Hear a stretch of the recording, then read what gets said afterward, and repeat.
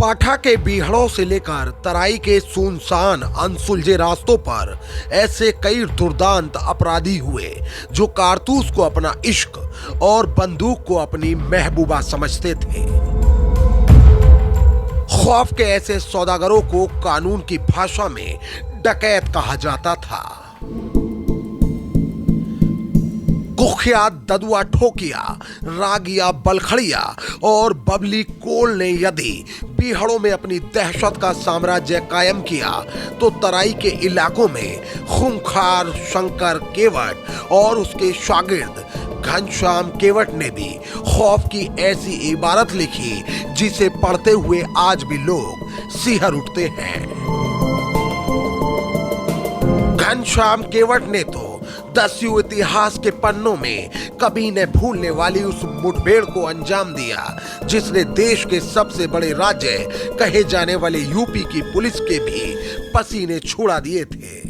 बेपर्दा में बात आज उस दुर्दांत अपराधी डाकू घनश्याम की जिस अकेले ने यूपी पुलिस के 400 जवानों से करीब 52 घंटों तक यानी कई दिनों तक मुठभेड़ की थी और कई दिन तक चलने वाली इस मुठभेड़ में डाकू घनश्याम ने पुलिस के पसीने छुड़ा दिए थे। कहा जाता है कि इस एनकाउंटर में पुलिस के कई जवान शहीद हुए थे। तारीख 16 जून साल 2009, समय सुबह करीब 11 बजे। सायरन बजाते हुए पुलिस की गाड़ियों का काफिला यूपी के जनपद चित्रकूट के राजापुर थाना क्षेत्र के जमौली गांव में दाखिल हुआ तो पुलिसिया अमले को देख सहम रहे ग्रामीणों को उस वक्त इस बात का तो रत्ती भर भी अंदाजा न होगा कि अगले 3 दिनों तक उनकी जिंदगी में क्या तूफान आने वाला है। उन्हें इस बात का भी क्या इल्म होगा कि जिस घटनाक्रम के वो साक्षी होने जा रहे हैं वो उनके लिए अपने जीते जी भूल पाना भी पूरी तरह नामुमकिन होगा। दरअसल कानून के रखवालों को सूचना मिली थी कि गांव में 50,000 का इनामी डकैत घनश्याम केवट छिपा हुआ है। डकैत को घेरने के लिए सिर्फ कुछ थानों की फोर्स को बुलाया गया था, लेकिन शायद उस वक्त खाकी भी आने वाले खौफनाक मंजर से पूरी तरह अनजान थी। पुलिस की मौजूदगी की भनक लगते ही डकैत घनश्याम केवट गांव के एकमात्र 2 मंजिला पक्के मकान में सबसे ऊपर वाले कमरे को अपना ठिकाना बना चुका था और सैकड़ों कारतूस व 315 बोर की फैक्ट्री मेड राइफल तथा 1 बोतल पानी के सहारे उसने खाकी से मुठभेड़ करने के लिए पूरी तरह कमर कस ली थी। घनश्याम ने मकान के मालिक को राइफल की नोक पर मकान से बाहर निकाल दिया, जबकि कमरे की खिड़की से घनश्याम को गांव का लगभग हर वो कोना दिख रहा था जहां जहां खाकी की चहलकदमी हो सकती थी।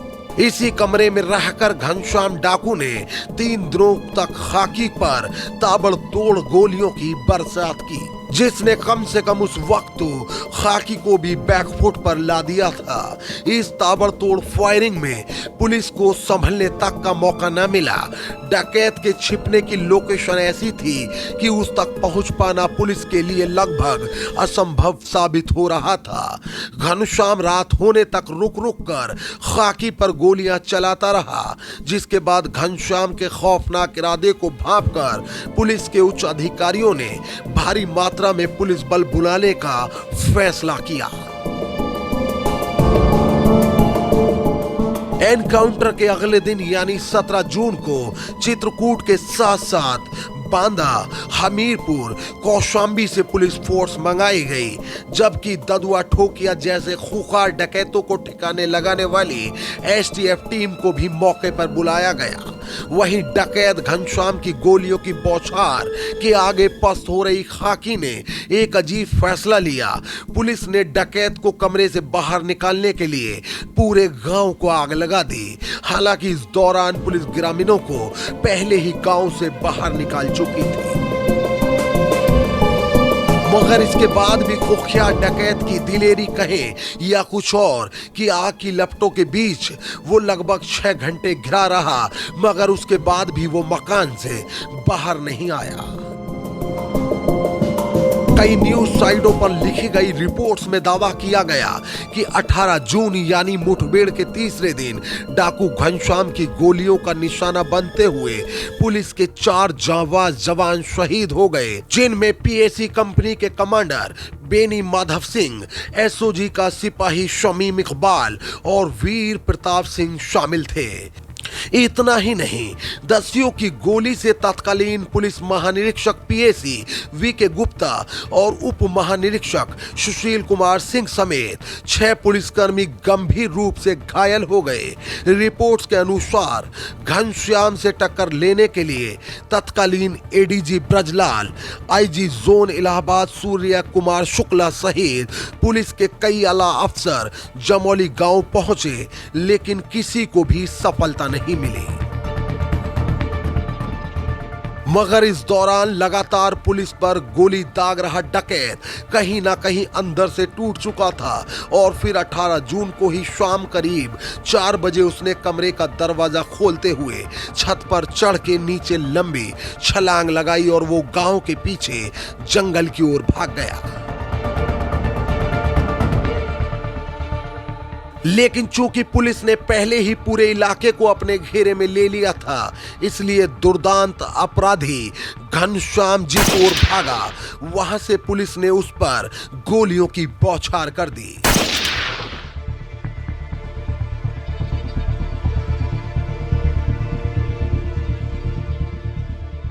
3 दिन तक चले इस एनकाउंटर में आखिरकार पुलिस ने घनश्याम को ढेर कर दिया, मगर जमोली की वादियों में आज भी घनश्याम और पुलिस की इस ऐतिहासिक मुठभेड़ की गूंज सुनाई पड़ती है। वहीं इस मुठभेड़ से माफियाओं को यह भी सबक लेने की जरूरत है कि अपराधी भले ही कितना शातिर, कितना शक्तिशाली क्यों ना हो, मगर जिस राह का वो मुसाफिर है उसमें कानून के हाथ उसका अंत निश्चित है। खैर, इस रिपोर्ट में इतना ही, लेकिन आगे आप किस अपराधी पर रिपोर्ट देखना चाहते हैं वो हमें कमेंट करके जरूर बताएं। मोहित भाटी के साथ ब्यूरो रिपोर्ट, बेबाक रिपोर्टर।